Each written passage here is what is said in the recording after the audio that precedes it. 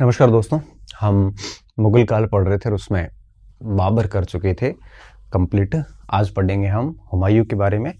और हुमायूं का जो शासनकाल रहा इसमें काफ़ी यूँ कहिए कि फ्लक्चुअलिटी रही। स्टार्टिंग में हुमायूं ने ठीक शासन किया लगभग 4-1 साल। फिर हुमायूं का शासन अफ़गानों के द्वारा समाप्त कर दिया गया। अफ़गान और मुग़लों के बीच में लड़ाई तो चल ही रही थी, ये तो मैं आपको पहले भी बता चुका हूँ। फिर हुमायूं वापस सूरवंश को ख़त्म करता है और सरहिंद मच्छीवाड़ा के युद्ध के बाद में पुनः भारत में शासन करने के लिए आता है। और जैसे ही वापस आता है तो दीन पनाह के सीढ़ियों से गिरने से हुमायूं की डेथ हो जाती है ना। इस बीच में वो ईरान भी गया, अमरकोट होते हुए, और ईरान के शासक शाहता हमाशप से सहायता भी मांगी। तो हुमायूं का शासनकाल बड़ा अस्थिर था, कोई बाबर या अकबर की तरह स्थिर नहीं था, बड़ा अस्थिर शासन था। बीच में मुगल सत्ता समाप्त भी हुई लेकिन वापस भी स्थापित की गई। तो बहुत सारी चीज़ें अभी तो हम हुमायूं को शुरू करने जा रहे हैं आज। और बाबर के बाद में जैसे ही हुमायूं का नंबर आएगा तो हुमायूं अगर अपन बात करें तो हुमायूं आपके मोटे मोटे तौर पे अगर आप कहो तो 1530 से लेकर और 1556 तक हुमायूं शासक रहता है। ठीक है, 1530 से 1556 तक। अब देखो इसमें मैं आपको बताऊं कि 1533 से लेकर और 1555 तक सूरवंश का शासन रहा। हुमायूं तो बस उस समय निर्वासित जीवन में था, मतलब हुमायूं भारत में था ही नहीं, ईरान और उस क्षेत्रों की यात्रा कर रहा था। तो हुमायूं पढ़ेंगे, पूरा 30 से 56 तक का काल देखेंगे इसमें। और अब आप इसमें समझिए हम इसमें क्या क्या पढ़ने वाले हैं। सबसे पहले हम इसका जीवन परिचय देखेंगे। क्या पढ़ेंगे? जीवन परिचय। और जीवन परिचय जैसे हो जाएगा और उसके बाद में हम इसके साथ में देख लेंगे सिंहासन आरोहण।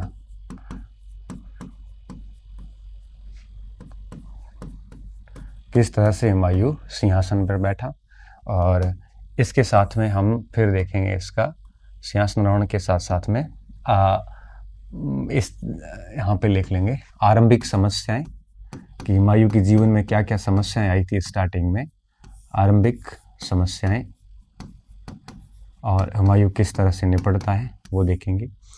और इसके बाद में हम तीसरा पॉइंट जो हुमायूं पढ़ेंगे वो पढ़ेंगे कि इसके अभियान पढ़ेंगे कि कौन कौन से इसने आरंभिक अभियान किए, अभियान पढ़ेंगे, या हुमायूं और अफगान पढ़ेंगे। अभियान ही कर लेते हैं साथ में, ठीक है, कौन कौन से अभियान किए इसने। और उसके बाद में अफगानों से पराजित हुआ और निर्वासित जीवन जो ईरान में गुजारा वो देखेंगे। और उसके बाद में वापस देखेंगे कि पुनः मुगल वंश की स्थापना करी, वह हुमायूं की मृत्यु, और अंत में देखेंगे मूल्यांकन। ठीक है, मूल्यांकन, इसमें हुमायूं पूरा हो जाएगा। तो निर्वासित जीवन कैसे गुजरा इसका, मुगल वंश की वापस आके स्थापना करी सरहिंद और मच्छीवाड़ा के युद्ध के बाद में, और कौन कौन से अभियान किए, गुजरात है, मालवा है, और नुसरत खान बंगाल के विरुद्ध अभियान आएगा, अफगानियों के विरुद्ध अभियान आएगा, चुनार के अभियान वगैरह। इन अभियानों के बाद में हुमायूं जब शेरशाह सूरी से पराजित हो जाता है तो उसके बाद में उसका निर्वासित जीवन शुरू हो जाता है। ठीक है, और निर्वासित जीवन खत्म होगा, पुनः मुगल वंश की स्थापना होगी, हुमायूं की मृत्यु हो जाएगी और अकबर जो है वो शासक बन जाएगा, बादशाह बन जाएगा। तो ये सारी चीज़ें। लास्ट में थोड़ा सा मूल्यांकन देखेंगे। मूल्यांकन में हुमायूं की बहुत बड़ी उपलब्धि अभी नहीं है क्योंकि उसका जीवन, अधिकांश जीवन जो है, अब आप ये सोचिए कि 1535 से 55, मतलब 35 इसलिए कह रहा हूँ मोटा मोटा, तो 20-22 वर्ष तो निर्वासित जीवन ही रहा। और पीछे कितना बचा, 36 में से 20-22 तो रहा। तो पीछे इसका शासन काल जो है वो 26 साल का शासन काल था जिसमें से 20-22 वर्ष निर्वासित रहा। 3-4 वर्ष ही फुल प्रूफ शासक रहा ये ठीक ठाक तरीके से। उसमें भी अफीम सी बहुत था, अफीम का नशा करता था। तो ऐसी स्थिति में कोई ठीक ठाक शासन नहीं दे पाया हुमायूं। तो 3-4 साल के इस काल में भी मूल्यांकन में भी कोई खास कुछ योगदान नहीं होगा। ठीक है, नॉर्मल बातें आएगी। और 3-4 साल का जो कार्यकाल रहा, इसमें भी इसने भाइयों के साथ में साम्राज्य का बंटवारा कर दिया था, है ना। अस्करी, हिंदाल, कामरान, सुल्तान मिर्जा, इनमें साम्राज्य बांट दिया था अपना पूरा राज्य। तो वो संघर्ष चलते रहे। तो हुमायूं का शासनकाल बड़ा अस्थिर रहा, कभी भाइयों से लड़ा तो कभी अफगानियों से। ये दो बड़ी समस्याएं थी, इसलिए हमने इसका अलग से एक नाम दे दिया, आरंभिक समस्याएं। और दूसरा क्या था, आरंभिक समस्या भी बहुत सारी थी, इस समय समस्या होनी थी। बाबर ने पानीपत के युद्ध के बाद भारतीय जनता का दिल जीतने के लिए करोड़ों के मात्रा में पैसा बहाया था, तो आर्थिक बदहाली शुरू हो गई थी। दूसरा, अफगानी निरंतर षड्यंत्र कर रहे थे। तीसरा, सेना में विभिन्न जाति और नस्ल के सैनिक थे, उनको संचालन करना बड़ा मुश्किल काम था। भाइयों में राज्य का बंटवारा कर दिया, भाइयों को हैंडल करना बड़ा मुश्किल काम हो रहा था। तो इस तरह से बाकी बंगाल का नुसरत शाह, गुजरात का बहादुर शाह निरंतर हालत खराब करके बैठे थे, उन्होंने स्वतंत्र आचरण व्यवहार करना स्टार्ट कर दिया था। तो हुमायूं के सामने काफी चुनौतियां थी और इन चुनौतियों से निपटने के प्रयास भी किए, परंतु उतना सफल नहीं हो पाया। हम देखेंगे आगे इसके अभियानों में कि इन समस्याओं को कैसे वो निपटता है। सबसे पहले मैं आता हूं जीवन परिचय की। 1508 के अंदर मार्च में 8 तारीख को इसका जन्म होता है। हाँ, जब जन्म हुआ तो उसके बाद में सबसे पहले 12 वर्ष की अवस्था में बदख्शां का गवर्नर बनाया। ये हुमायूं की पहली नियुक्ति थी और 1529 तक बदख्शां का गवर्नर ही रहता है। बदख्शां वही आपके ट्रांस ऑक्सियन का प्रदेश मध्य एशिया के अंदर, वहां इसने ठीक ठाक शासन किया था। फिर जब हिसार फिरोजा को जीता था पानीपत से ठीक पहले, तो हिसार फिरोजा का क्षेत्र भी बाबर ने हुमायूं को दे दिया था। फिर पानीपत के युद्ध में बड़ी बहादुरी का काम किया था। उसके बाद में इसने अलवर को जीता, तो अलवर का पूरा क्षेत्र, राजकोष वगैरह सब बाबर ने हुमायूं को दे दिया था। आगरा को विजयी करने में हुमायूं का बड़ा योगदान था। तो हुमायूं एक योग्य शासक था उस समय तक, और हुमायूं ने ये सारे पद वगैरह बड़े यूं कहिए कि प्रभावी तरीके से संचालित किए थे। और बाबर की मृत्यु से पूर्व बाबर ने अपने पुत्र हुमायूं को अपना उत्तराधिकारी नियुक्त कर दिया था। और फिर जब उत्तराधिकारी नियुक्त किया तो इस समय सिंहासन आरोहण में थोड़ी समस्याएं आई थी। समस्या क्या आई थी? समस्या ये आई थी कि जो प्रधानमंत्री था मुगल काल का, जैसे हम खलीफा कह सकते हैं, निजामुद्दीन खलीफा नाम था, उसने बड़ा खतरनाक षड्यंत्र किया था और वो मेहंदी ख्वाजा को बाबर का उत्तराधिकारी बनाना चाहता था। तो बाबर की मृत्यु के 3-4 दिन बाद इसका सिंहासन आरोहण होगा, क्योंकि खलीफा ने ठीक ठाक तरीके से षड्यंत्र किए थे। तो षड्यंत्र को भी हम देखेंगे इसमें। तो ये हुमायूं का पूरा है। और हुमायूं के शब्द का अर्थ भाग्यवान ही होता है। क्या होता है? भाग्यवान।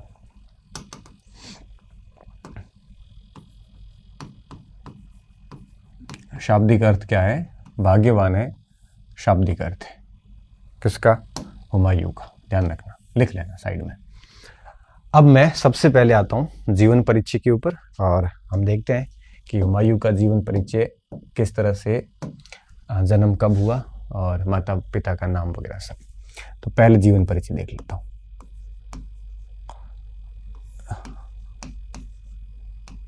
जीवन परिचय, ठीक है। अब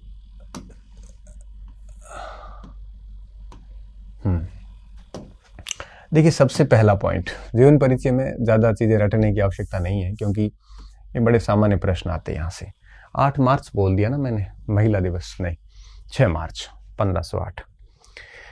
सबसे पहला बिंदु कि हुमायूं का जन्म 6 मार्च 1508 को होता है। माता का नाम माहम अनगा था, पिता बाबर था, और नासिरुद्दीन मोहम्मद हुमायूं इसका मूल नाम था, ठीक है। काबुल में इसका जन्म हुआ और बाबर का ज्येष्ठ पुत्र था ये, ठीक है। तो पहला पॉइंट क्या लिखेंगे कि 6 मार्च 1508 को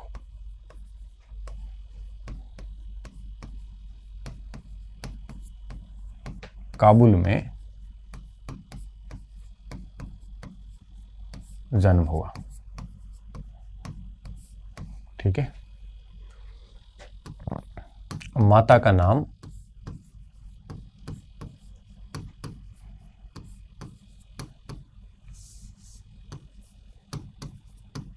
क्या था, जो कि शिया मत की थी, मुसलमानों में शिया सुन्नी मत होते, महामनगा था, बाबर का ज्येष्ठ पुत्र था।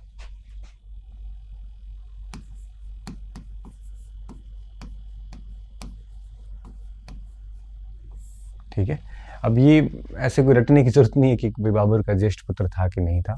ठीक है, थोड़ा थोड़ा ध्यान रखना है कि भाई हाँ था ये, है ना, इतना ही याद रखना। नासरुद्दीन मोहम्मद हुमायूं, ये इसका पूरा नाम, कई बार पूछ लेते हैं। हुमायूं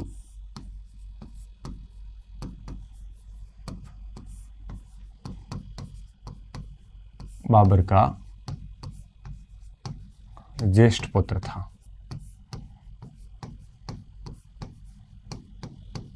ठीक है, तो पूरा नाम हो गया।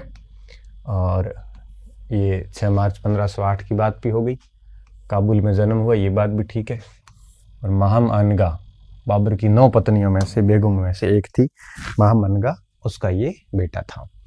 और ऐसा माना जाता है कि बाबर ने इसके जन्म पर बादशाह की उपाधि ली थी। हालांकि इसका एक और भी कारण था जो मैं पिछली क्लासेस में बता चुका हूँ। ठीक है, तो ये पॉइंट भी हम लिख लेते हैं कि एक मान्यता के अनुसार, एक मान्यता के अनुसार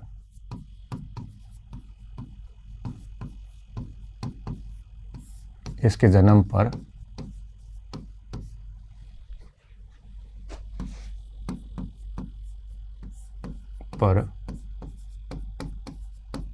बाबर ने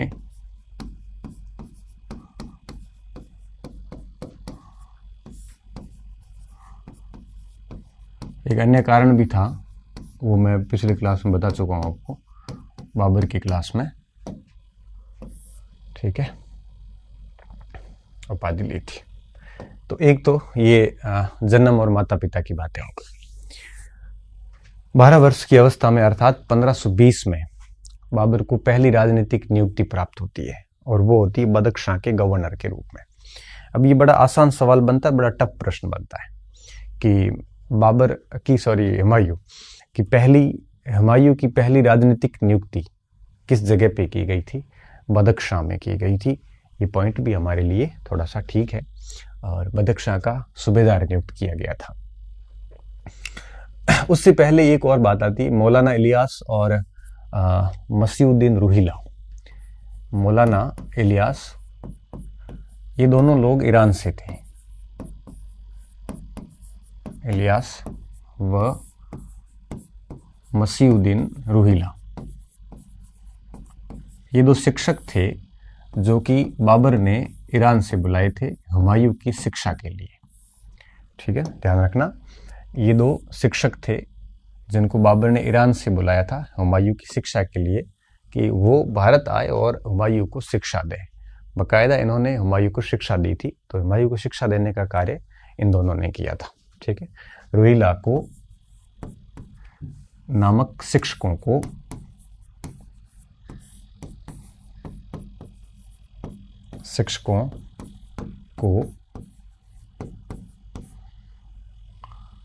ईरान से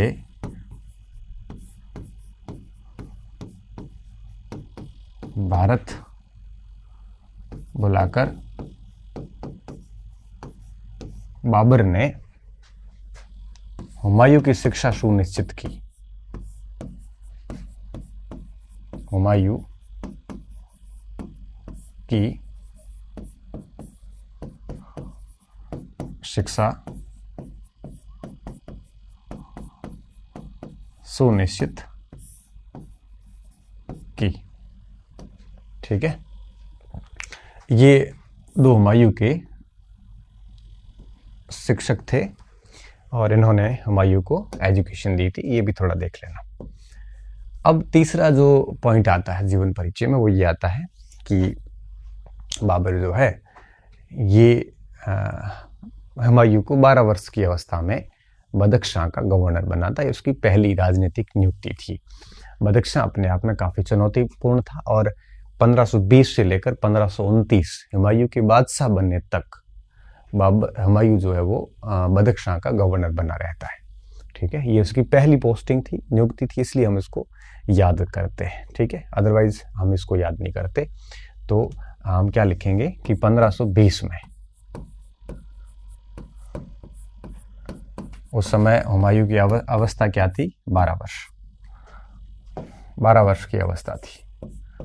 अब आप सोचिए 12 वर्ष की अवस्था में कोई शासन क्षेत्र संभालना आसान काम नहीं था। इसने 12 वर्ष की अवस्था में बदख्शां को संभाला था। ठीक है, 1520 में हुमायूं की पहली राजनीतिक नियुक्ति, हुमायूं की पहली राजनीतिक नियुक्ति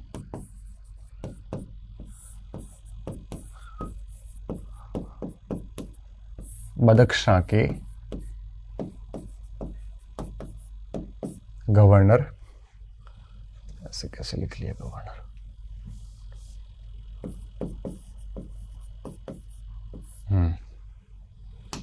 पहली राजनीतिक नियुक्ति बदख्शां के गवर्नर के रूप में की गई थी।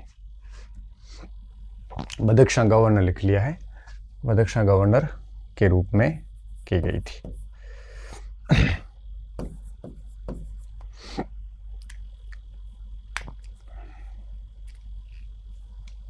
के रूप में की गई थी।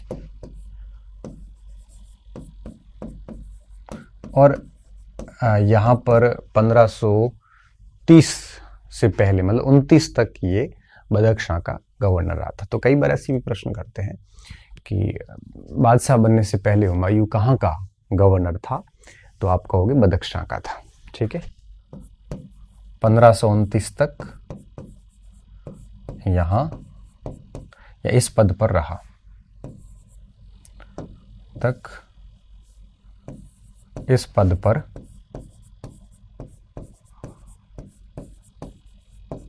रहा। ठीक है, तो बादशाह बनने से पहले हुमायूं जो है वो यहाँ पे था। सॉरी, जीवन परिचय में एक बिंदु और भी आता है। हम इसमें ना ऐसे लिखते हैं, जीवन परिचय और आरंभिक जीवन।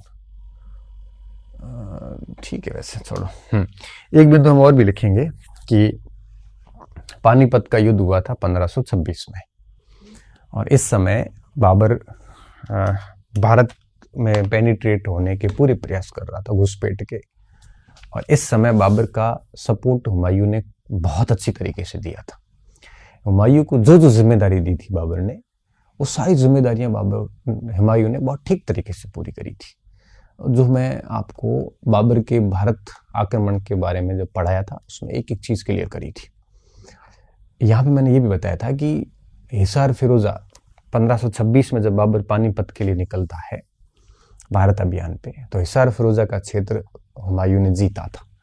वो हुमायूं की पहली राजनीतिक विजय थी, है ना। जीतने के बाद में हुमायूं को आपके यूं कहिए कि 1 करोड़ टंका और इतनी ही राजस्व का पूरा क्षेत्र हुमायूं को पुरस्कार स्वरूप दे दिया था। और जैसे ही पानीपत का युद्ध हुआ पूरा और बाबर का पानीपत के युद्ध में विजयी होने में हुमायूं का एक बहुत बड़ा योगदान था, तो खुशी में वापस पुरस्कार स्वरूप संभल की जागीर भी किसको दी थी? बाबर ने हुमायूं को दी थी, है ना। तो ये पॉइंट भी हम लिखेंगे कि पानीपत से पहले हिसार फिरोजा और उसके बाद में संभल की जागीर हुमायूं को दी थी। तो ये बाबर का एक हुमायूं का राजनीतिक हुमायूं लगातार मुंह से इसलिए आ रहा है कि वो बाबर अभी तो उतरा नहीं दिमाग से। तो इस तरह से हुमायूं का राजनीतिक उत्कर्ष हो रहा था, है ना। तो इसको हम यहाँ पे लिखेंगे कि पानीपत युद्ध से पूर्व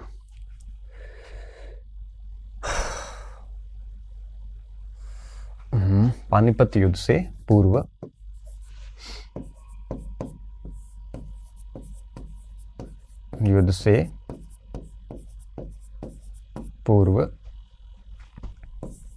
हुमायूं ने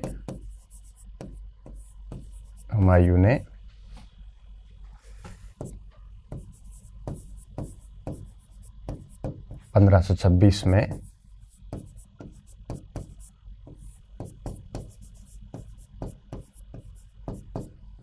हिसार फिरोजा को जीता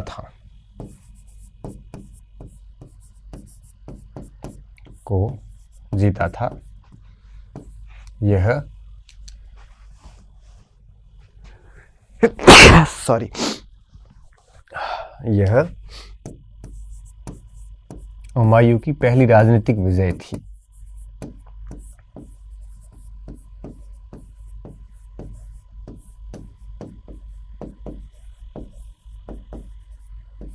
ठीक है, राजनीतिक विजय थी।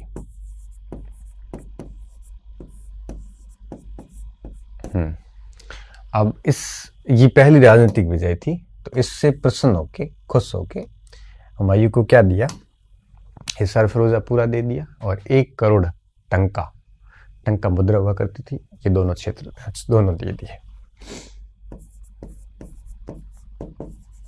पुरस्कार स्वरूप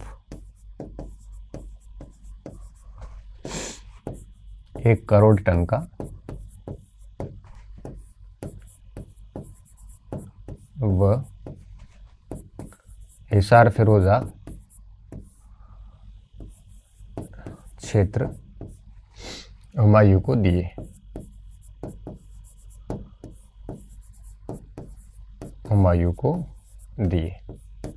किसने दिए होंगे? स्वाभाविक सी बात है, बाबर ने दिए। ठीक है, और पानीपत की विजय के बाद संभल की जागीर भी हुमायूं को दी थी। पानीपत विजय के बाद संभल की जागीर, ठीक है, संभल की जागीर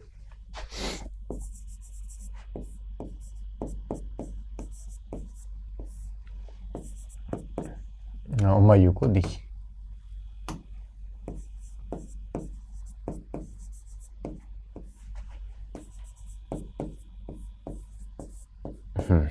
तो ये पुरस्कार मिल रहे थे हुमायूं को, इसका मतलब था कि हुमायूं ठीक ठाक काम कर रहा था बाबर की एक्सपेक्टेशंस के अनुसार।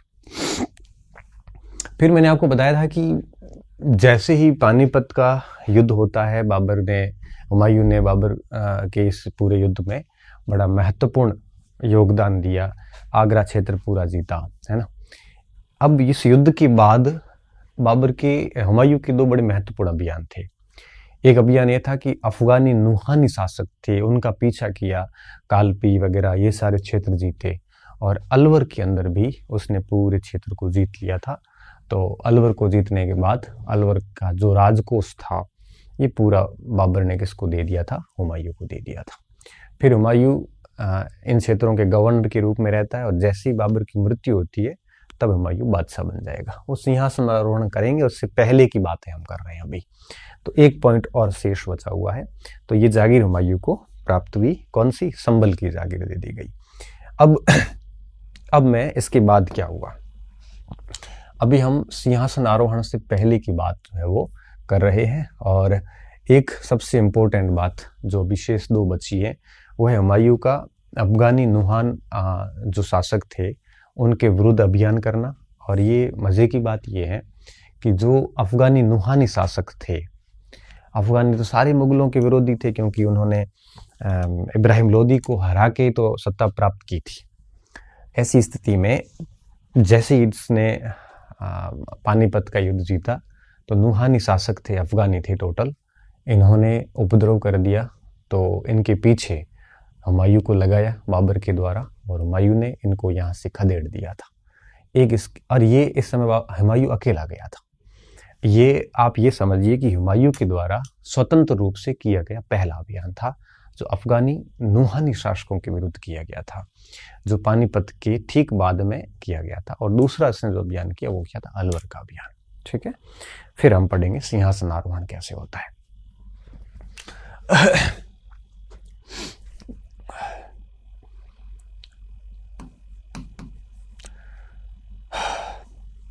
पानीपत विजय के बाद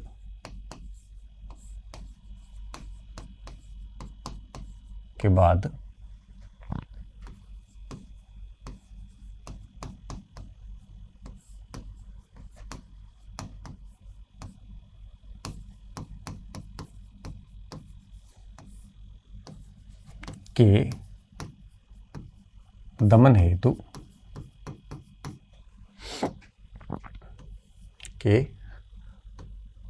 दमन हेतु हुमायूं को भेजा। ठीक है, स्वतंत्र रूप से हुमायूं द्वारा किया गया पहला अभियान था।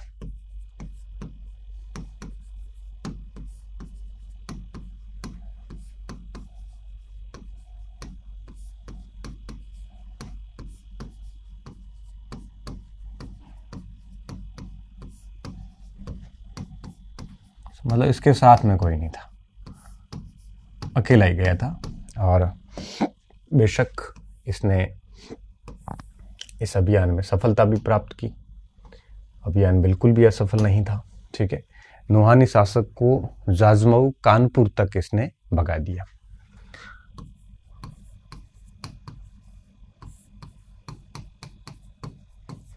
शासक को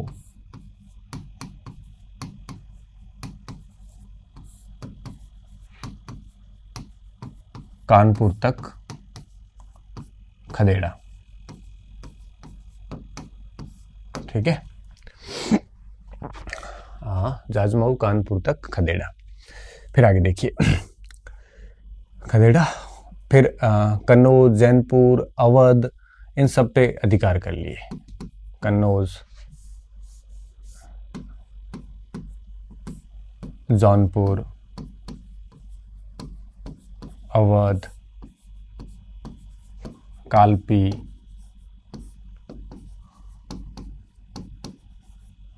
पर अधिकार किया।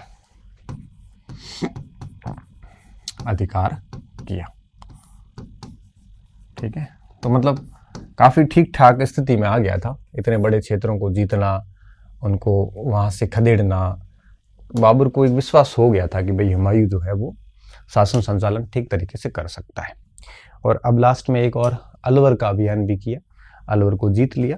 और जीतने पर बाबर काफ़ी प्रसन्न हुआ और बाबर ने अलवर का जितना भी खजाना था वो सारा कोष हुमायूं को सुपुर्द कर दिया था। और हुमायूं से बाबर बड़ा राजी था।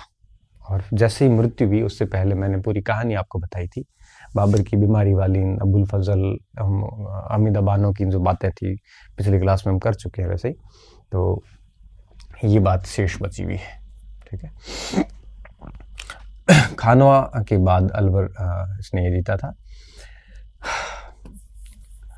खानवा का जो युद्ध हुआ उसके बाद में हुमायूं ने क्या जीता था, अलवर का दुर्ग जीत लिया था। खानवा युद्ध के बाद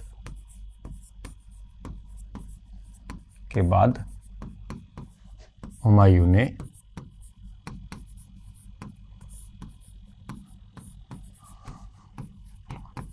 अलवर का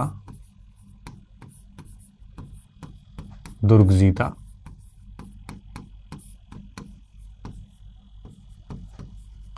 प्रसन्न होकर बाबर ने अलवर का संपूर्ण राजकोष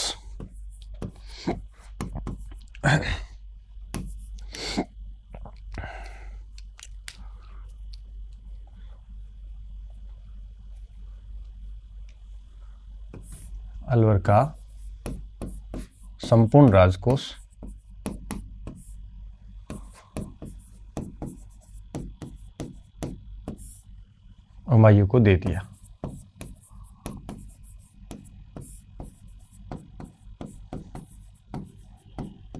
और राजा बनने से पहले एक आखिरी अभियान और भी किया हुमायूं ने, और वो किया था आपकी एमू नदी जो है, अमू दरिया, अल दरिया, मध्य एशिया में हिसार जीता।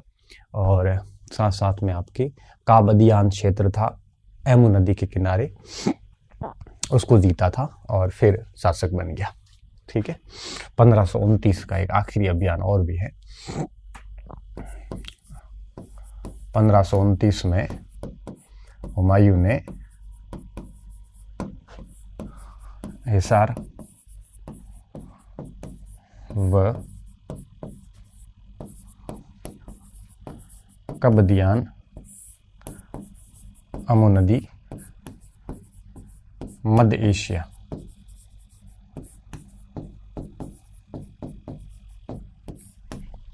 ठीक है,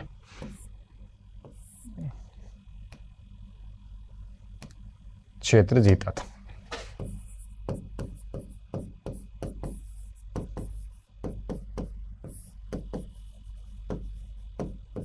बस इतनी सी बातें हैं इसके जीवन परिचय में। तो इनमें से सबसे महत्वपूर्ण अगर मैं बताऊं तो ये तो ठीक है, याद हो तो ठीक है, बस एक दो बार नज़रों से निकाल लेना। लेकिन ये जो बातें हैं, 3-4 बातें, ये बड़ी महत्वपूर्ण है। अब सिंहासन आरोहण और जीवन परिचय में से जीवन परिचय देख लिया। अब मैं थोड़ा सा सिंहासन आरोहण पे बात करता हूँ। ठीक है, कि सिंहासन आरोहण कैसे होगा, किस तरह से।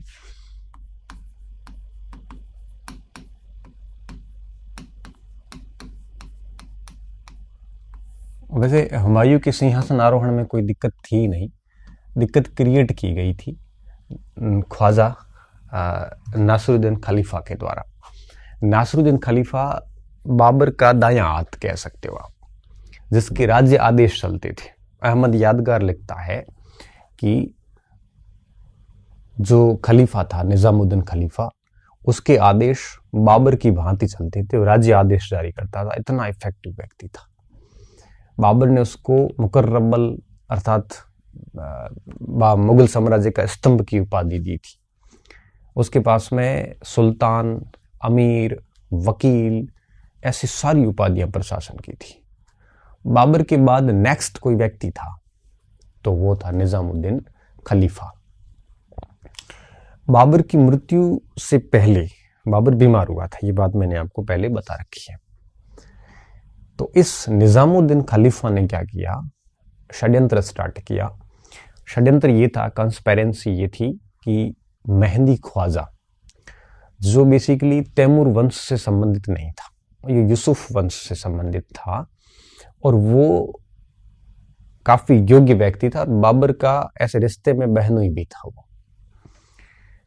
ये खलीफा उस व्यक्ति को, मेहंदी ख्वाजा को बनाना चाहता था बादशाह, तो उसने षड्यंत्र आरंभ कर दिए थे।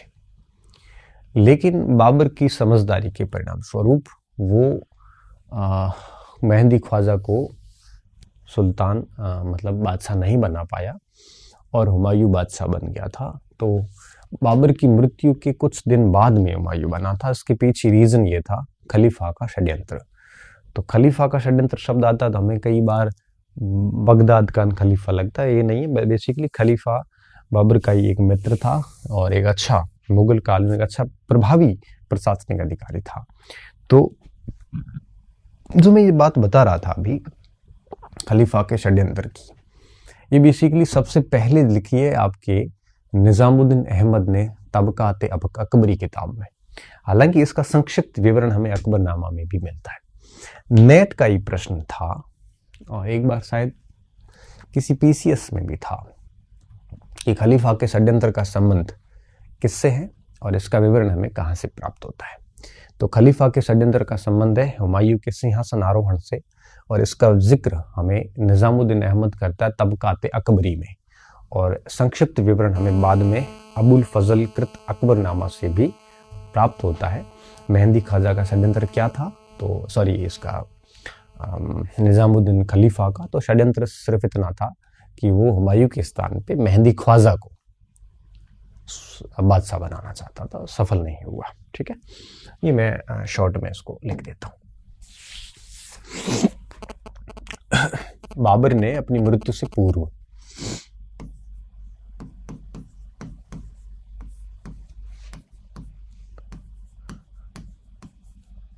अपनी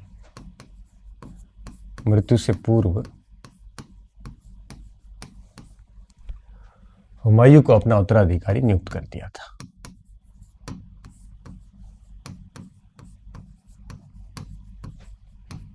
अपना उत्तराधिकारी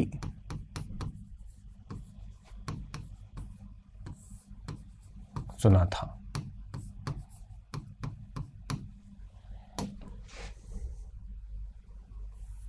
ठीक है, चुना था।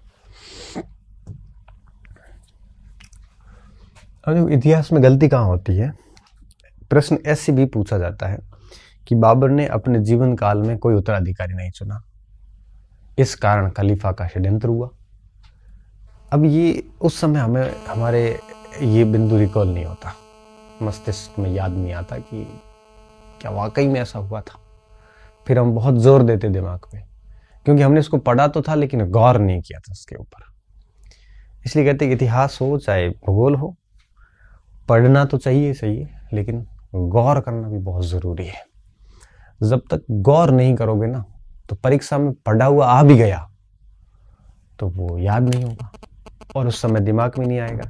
घर आके देखोगे बिंदु पे अंडरलाइन किया हुआ भी मिलेगा, लेकिन गौर नहीं किया था। किसने सोचा था कि ऐसा सवाल भी आ सकता है। एक एक छोटी छोटी बात को गौर करते हुए चले, है ना। Be like active student, not passive. Passive जो होते हैं ना, वो मृत होते हैं, उनको पता ही नहीं चलता, बस पढ़ना है पढ़ना है, और परीक्षा में आने के बाद तो स्थिति बड़ी खराब हो जाती है। तो एक्टिव स्टूडेंट बनना बहुत ज़रूरी है। तो एक्टिव बनिए। को अपना उत्तराधिकारी चुना था, और बाबर की मृत्यु के समय यह आगरा में ही था। बाबर की मृत्यु के समय हुमायूं आगरा में था।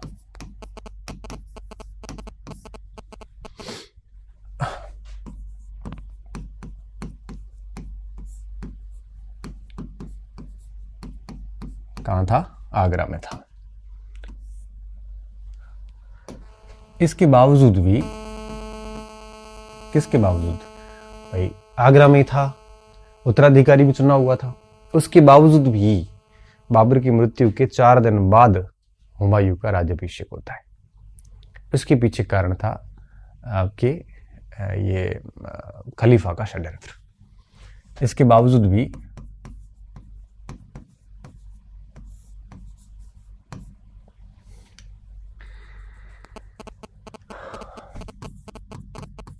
बाबर की मृत्यु के कुछ दिन बाद हुमायूं का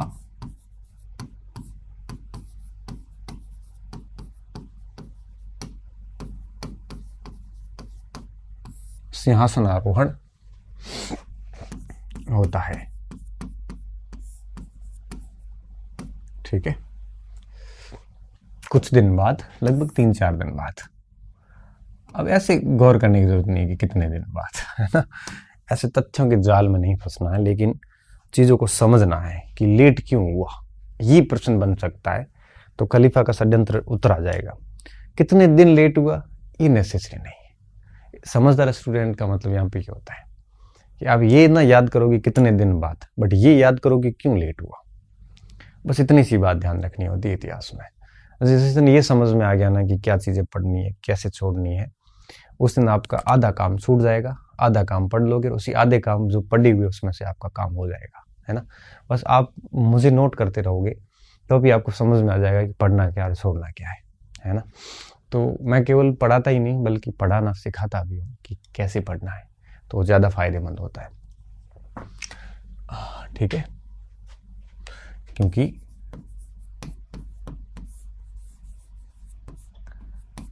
निजामुद्दीन खलीफा ने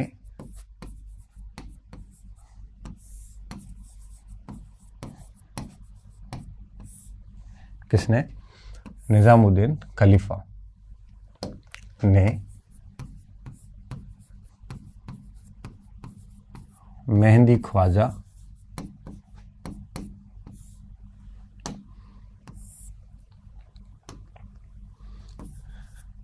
को बादशाह बनाने हेतु षड्यंत्र किया था।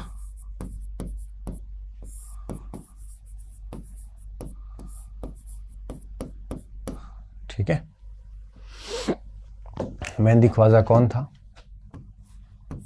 ये तैमूर वंश गैर तैमूर तुर्क था। ये लिखिए आप, कौन था? तुर्क तो था लेकिन तैमूर वंश से नहीं था,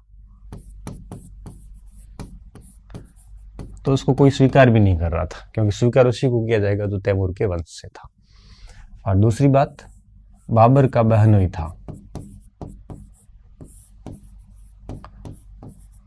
अब ये दोनों बातें कभी परीक्षा में पूछी नहीं जाएगी। और आपको सर हम क्यों लिखें? लिखना इसलिए है कि इसके चक्कर में मेहंदी ख्वाजा का नाम याद हो जाएगा। 3 बातें पढ़ते देख याद हो ही जाती है। इसमें मेहंदी ख्वाजा का नाम याद हो गया तो भी ठीक है, ये दोनों याद रखने की जरूरत नहीं है। अब इस षड्यंत्र की जानकारी कहां से मिलती है? इसकी जानकारी मिलती है हमें निजामुद्दीन अहमद कृत तबकात अकबरी के अंदर।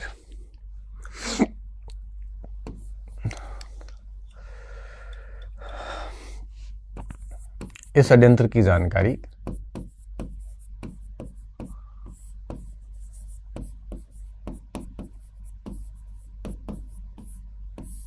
सर्वप्रथम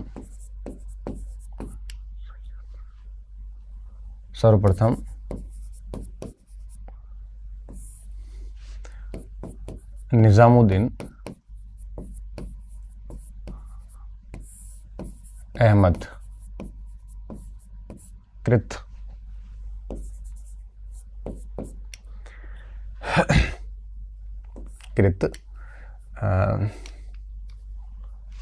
तबकात अकबरी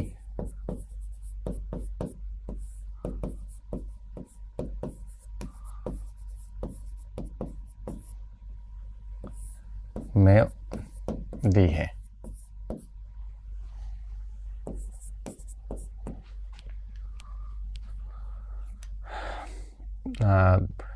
अकबरनामा में भी इसका उल्लेख मिलता है।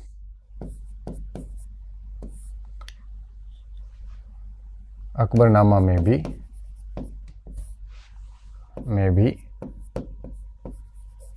इसका उल्लेख मिलता है। ठीक है।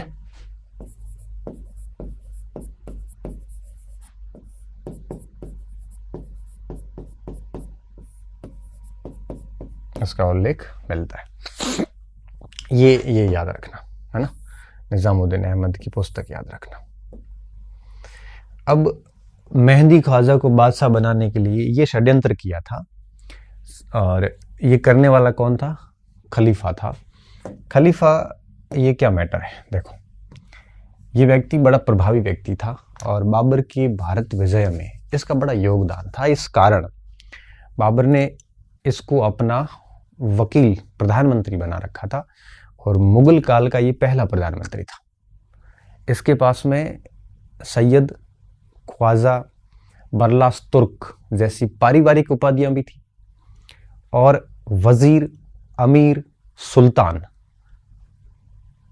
खलीफा जैसी प्रशासनिक उपाधियां भी थी, और मुकर्रबुल की उपाधि भी बाबर ने दी थी, मतलब शासन का स्तंभ एक प्रकार से। तो नो डाउट बहुत प्रभावी व्यक्ति था, और इसने है वो षड्यंत्र किया था। ठीक है। यह मुगल काल का पहला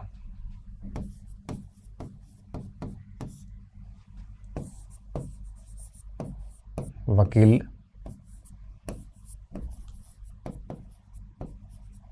प्रधानमंत्री था। इसने बाबर की भारत विजय में मदद की थी। भारत विजय के दौरान की थी।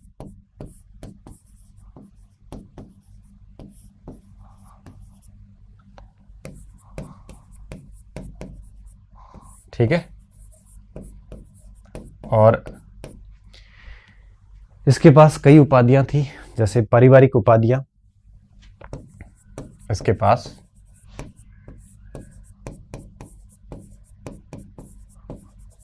पारिवारिक उपाधियां, पारिवारिक उपाधियों में आ जाता है आपके, जैसे मैं नाम लिखता हूं, ख्वाजा,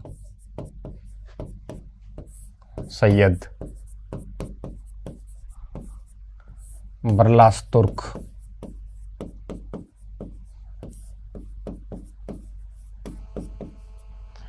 तथा प्रशासनिक उपाधियां।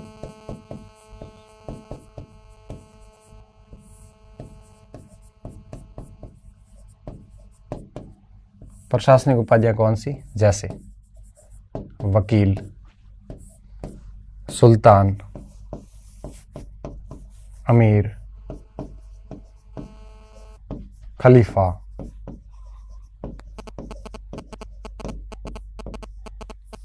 उपाधियां थी।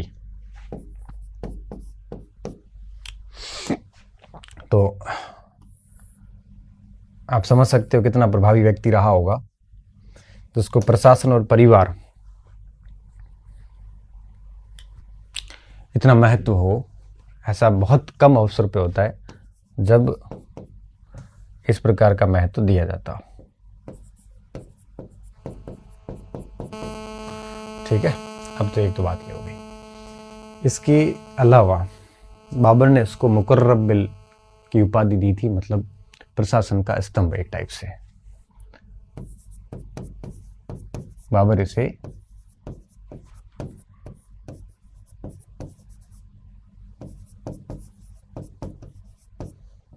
कहता था। इतना विश्वसनीय व्यक्ति था, तो इसके कारण थोड़ा सा सिंहासन आरोहण लेट हुआ। और ये आप ये कहिए कि इस बात में खैर इम्पोर्टेंट तो खैर ही है, लेकिन सबसे इम्पोर्टेंट बात इसमें क्या है? सबसे इम्पोर्टेंट बात ये है कि ये जो पूरा मैटर लिखा है हमने, है ना, ये जो लिखा है इसमें से एक तो ये बात इम्पोर्टेंट है, एक इसके जो पॉइंट्स है कि पहला वकील वगैरह कौन था, ये भी इम्पोर्टेंट है, ख्वाजा भी इम्पोर्टेंट है। और इसमें एक बात मैं लिखना भूल गया, बताया था कि इसके आदेश जो है वो बादशाह के आदेशों की भांति चलते थे। इसके पास आदेश जारी करने का अधिकार था, ऐसा अहमद यादगार लिखते हैं। तो ये भी लिखते हैं, इसके पास आदेश जारी करने का अधिकार था।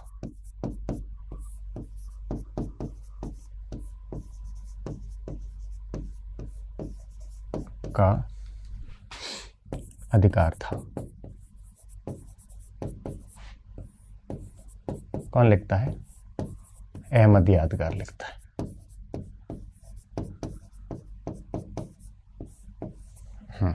ठीक है, तो ये सिंहासन आरोहण की बात हो गई। और इन षड्यंत्रों के बावजूद भी डेट 30 थी शायद, 1800 कहाँ से 1800 आ गया, 1530 में, और 23 वर्ष की अवस्था में बाबर राजा बना। ठीक है, ये हो गया हमारा सिंहासन आरोहण। इसको लिखिए आराम से। इसके बाद बात आएगी आरंभिक समस्याओं की, कि क्या क्या समस्याएं इसके सामने चुनौती बनी हुई थी। अभियान बाद में देखते हैं, आरंभिक समस्याएं पहले हम लिख लेते हैं। ठीक है, आरंभिक समस्याएं ऐसे करते करते हम है वो सारे बिंदु कवर कर लेंगे, और आपकी हुमायूं भी समझ में आ जाएगा, और टॉपिक में पूर्णता का भाव भी आ जाएगा। ठीक है, और एक बिंदु भी शेष नहीं रहेगा। सवाल तो बार वैसे हम जाने नहीं देंगे। आरंभिक समस्याओं में पहली जो समस्या थी वो ये थी कि पानीपत के बाद बाबर ने अथाह संपत्ति दान में दी थी। इस कारण पूरा राज्य आर्थिक बदहाली का शिकार हो गया था और वो झेल रहा था। तो सबसे पहली समस्या थी आर्थिक तंगी। नए टैक्स भी नहीं लगा पा रहे थे क्योंकि नया नया शासन था, और साथ साथ में इतनी मजबूत स्थिति भी नहीं थी कि वो जनता से टैक्स वसूल कर सके। खर्चे बहुत थे और इनकम नहीं थी। तो ऐसी स्थिति में आर्थिक हालात बड़े खराब थे।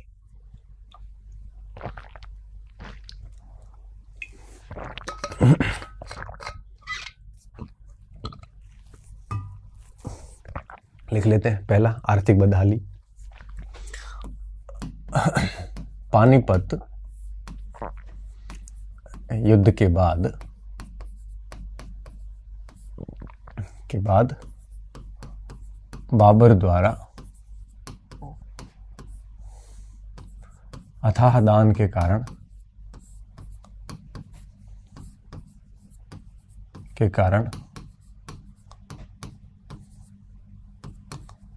उत्पन्न हुआ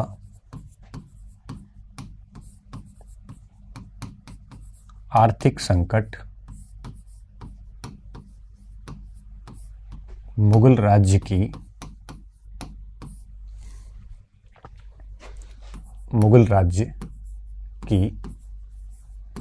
आर्थिक बदहाली का कारण बना।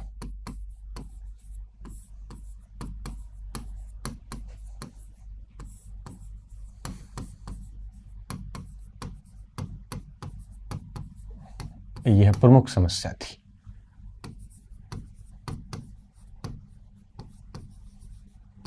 गरीबी में आए थे और वापस गरीबी में जीना होगा। अब आर्थिक संकट, आर्थिक बदहाली आप कह सकते हो, ये एक मेन समस्या थी बाबर के, हुमायूं के काल की। दूसरी जो समस्या थी विद्यार्थियों, वो थी आपके अफगानी शासकों की। बिहार क्षेत्र में महमूद खान और शेर खान मतलब शेरशाह सूरी, दोनों बड़े एक्टिव थे और बदले की फिराक में थे। तो दोनों ही मुगल साम्राज्य के लिए चुनौती थी। बाबर तो होशियार था, चला गया। अब हुमायूं के लिए इन दोनों को रोकना मुश्किल काम था और ले बैठे ये दोनों। शेर खान ने चौसा और कन्नौज में बाबर को हरा के शूर वंश की स्थापना करी। बाबर को निर्वासित जीवन जीने के लिए मजबूर किया आगे के 20 वर्ष तक। शेरशाह सूरी के मरने के बाद सिकंदर शाह सूर और ये जो शासक आए, तब जाके हुमायूं वापस आया। तो 20 साल हुमायूं निर्वासित जीवन जीता है तो सिर्फ शेर खान लोदी के कारण। यह समस्या थी। तो बिहार क्षेत्र में अफगान सरदार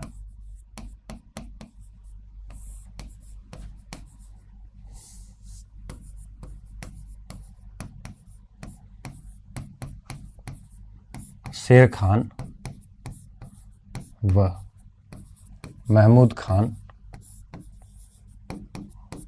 के नेतृत्व में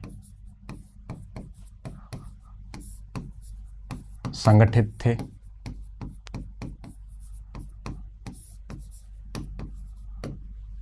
ठीक है, जो मुगल राज्य के लिए बड़ी चुनौती थी।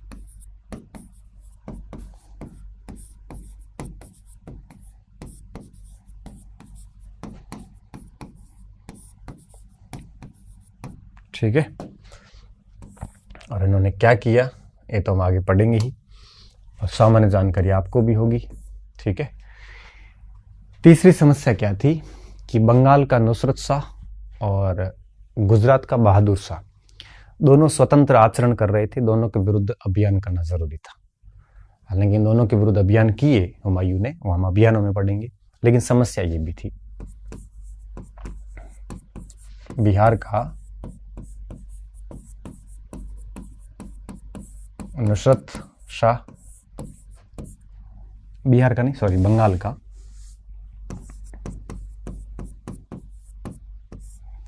व गुजरात का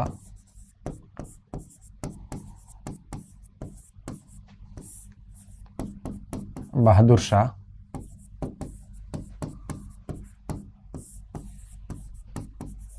स्वतंत्र आचरण कर रहे थे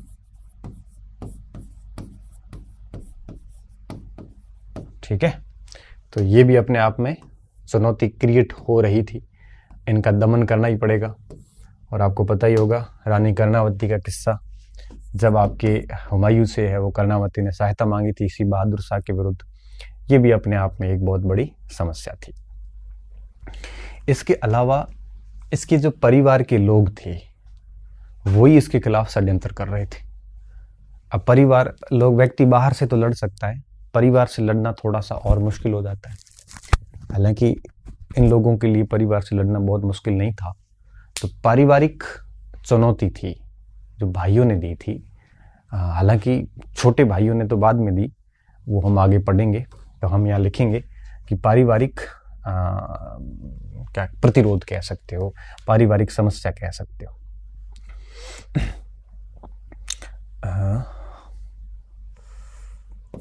पारिवारिक चुनौती थी, ठीक है। अब परिवार की चुनौतियों में स्पेशली अगर हम कहें तो जैसे इसके परिवार में जो यूनुस खान के परिवार के थे, तैमूर, तुबकात ख्वाजा, खिजर खान, इन सभी ने चुनौती दी थी। साथ साथ में आपके मिर्ज़ा बंधुओं ने भी चुनौती दी थी। स्पेशली मिर्ज़ा बंधुओं की चुनौती सबसे अधिक रही, तैमूर वंशी मिर्ज़ाओं के द्वारा जो दी गई थी।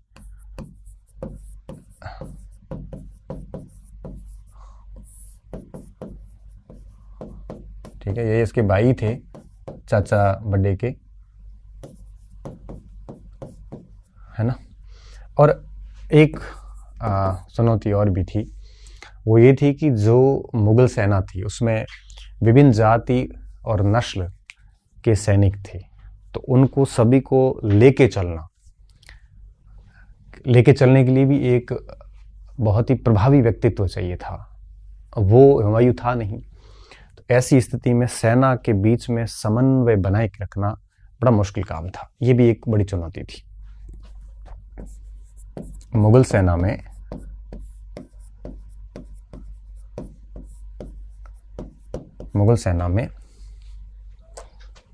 विभिन्न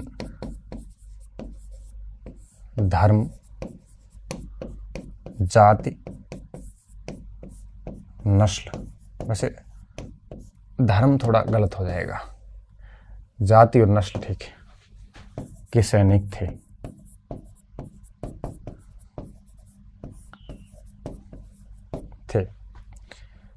इनमें समन्वय करना मुश्किल था, चुनौती थी।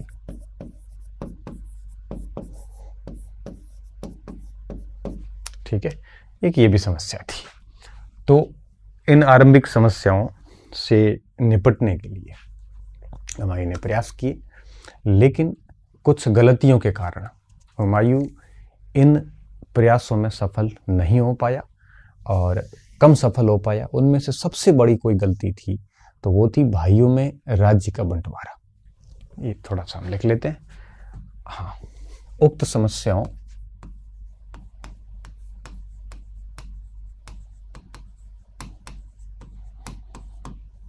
से निपटने हेतु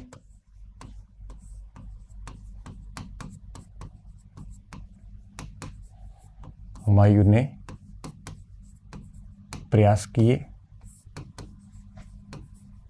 मगर कुछ गलतियों के कारण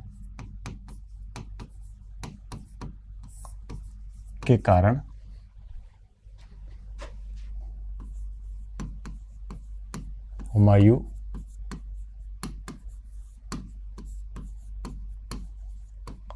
सफल नहीं हो पाया।